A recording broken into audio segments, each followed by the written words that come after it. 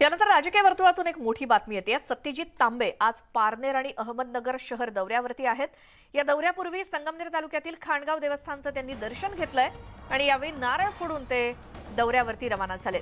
वडिलांनी गेली 15 वर्ष या मतदारसंघाचं काम यशस्वीपणे केलं। वडिलांच्या कामामुळे मतदारसंघातील माणसं पक्ष सोडून त्यांच्या पाठीमागे उभी राहिली। त्यांनी केलेलं काम पुढे घेऊन जाण्यासाठीच मी यावेळी निवडणूक रिंगणामध्ये उतरलोय। वडिलांवर जसं तुम्ही प्रेम केलं तसंच प्रेम माझ्यावरती करावं असं आवाहन त्यांनी जनतेला केलं।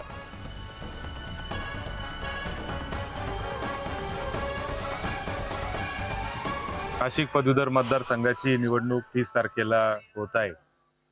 मागचे 15 वर्ष या निवडणुकीमध्ये या मतदारसंघाचं प्रतिनिधित्व करण्याचं काम माझे वडील डॉक्टर सुधीर तांबे यांनी अतिशय यशस्वी पद्धतीने केलेलं आहे।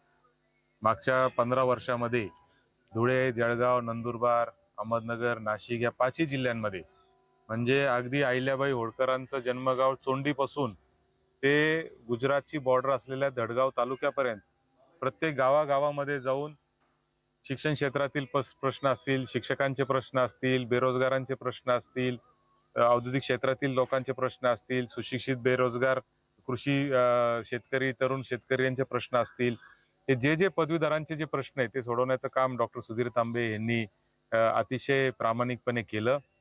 आपण पाहिलं की त्यांनी त्यांच्या स्वभावातून, त्यांच्या वागण्यातून, त्यांच्या कामातून त्यांनी या 5 जिल्ह्यामध्ये अशी माणसं जमवलेली आहेत की आता ते माणसं पक्ष किंवा कुठलाही विचार हे सगळं त्याच्या पलीकडे जाऊन हे सगळेजण त्यांच्या पाठीशी उभं राहायचं त्यांनी आजपर्यंत काम केलेलं आहे।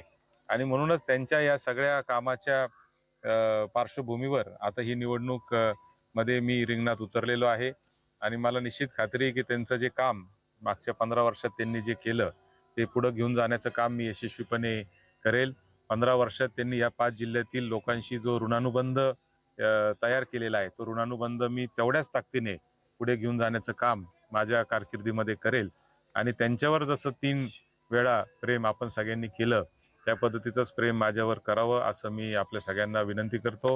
संगमनेर तालुक्याचं मतदान जे आहे ते या सगळ्या मतदानामध्ये सर्वाधिक